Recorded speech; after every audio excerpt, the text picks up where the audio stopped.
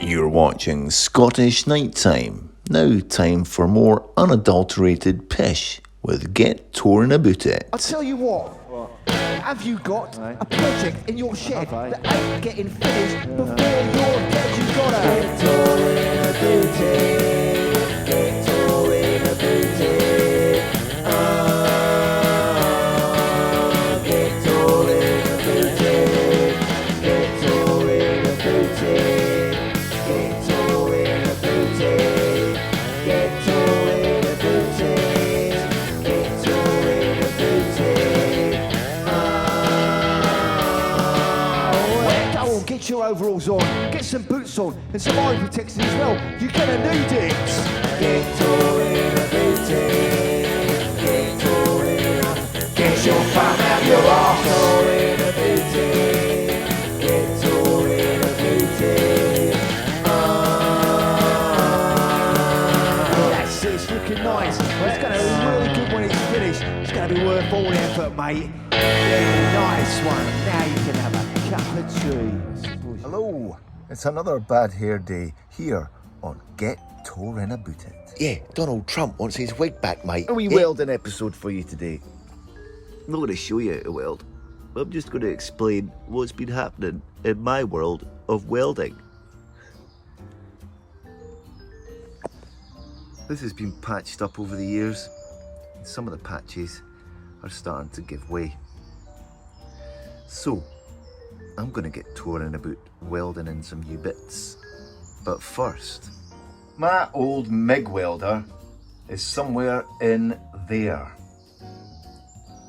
It's a bit knackered. The wire feed broke on it. It's huge and it's a bit unwieldy. Not used it for years.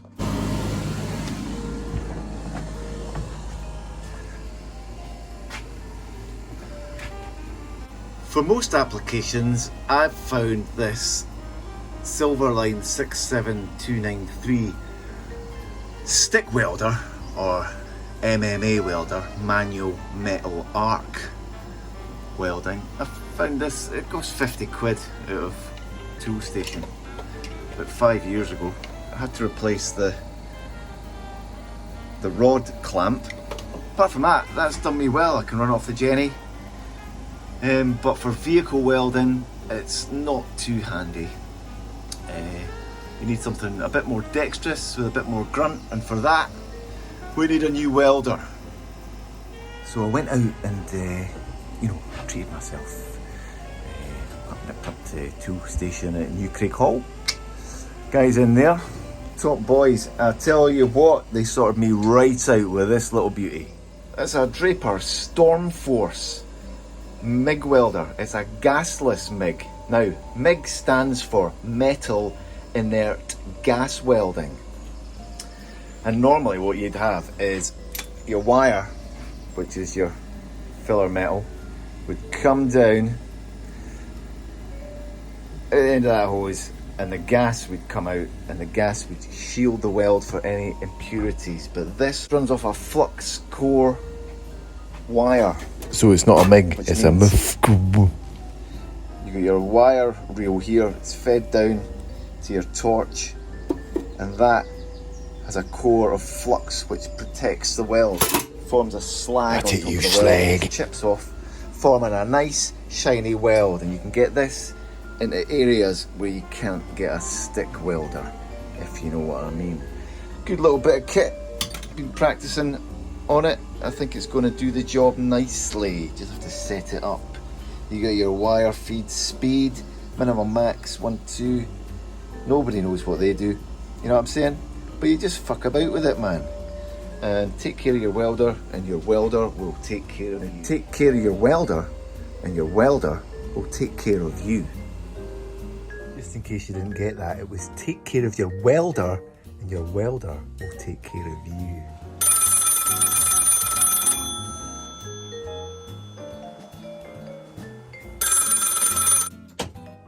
Hello? Oh, alright, yeah, I'll tell them. They said, take care of your welder, and your welder will take care of you.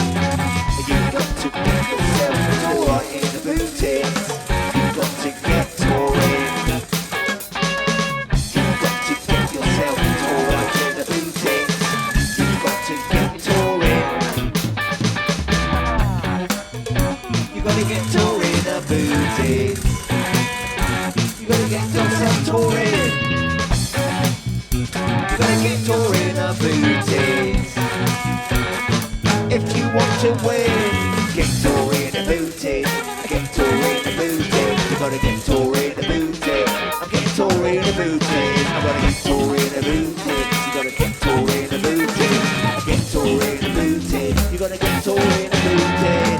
Get touring booted. Get touring booted now. Get touring booted. Get touring right now. Loads of spatter, but we're getting there. Setting it up quite nicely. It's starting to look okay.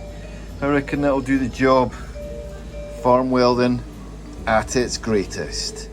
With a bit of practice, I got more used to the machine and the welds got slightly better. It's always dangerous putting your welds up on the internet because people come on and go, "Hey, your welds are shite, mate." And to those people, I say, fuck off. I don't give a shit. Most important tool in the workshop, the kettle.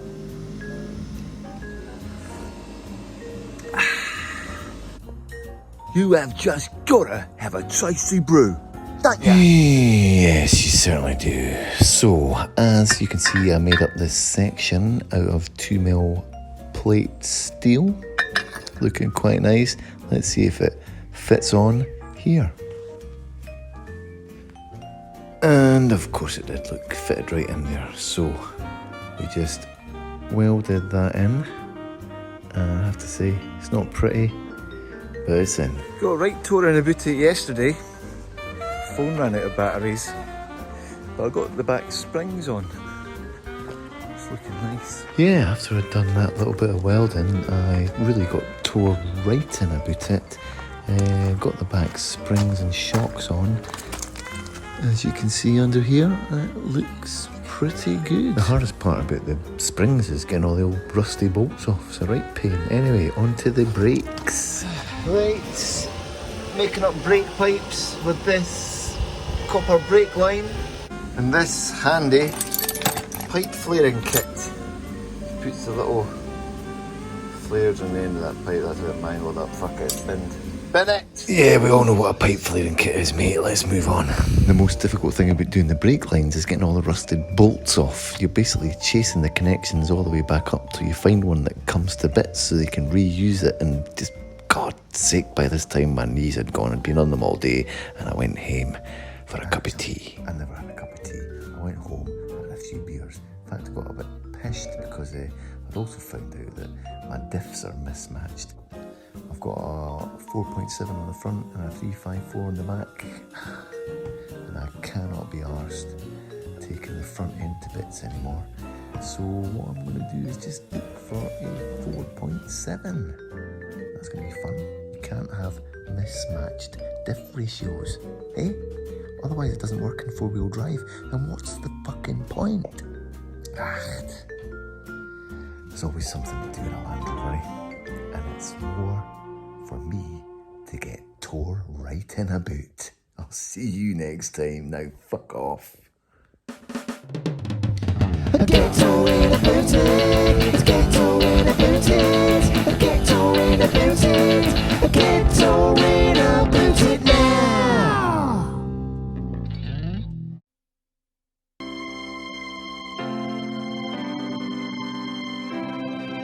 Well, that's just about it from us here at Scottish Television. Remember, it's Sunday tomorrow, so no TV until Monday morning. Remember, look after your welder, and your welder will look after you. Good night.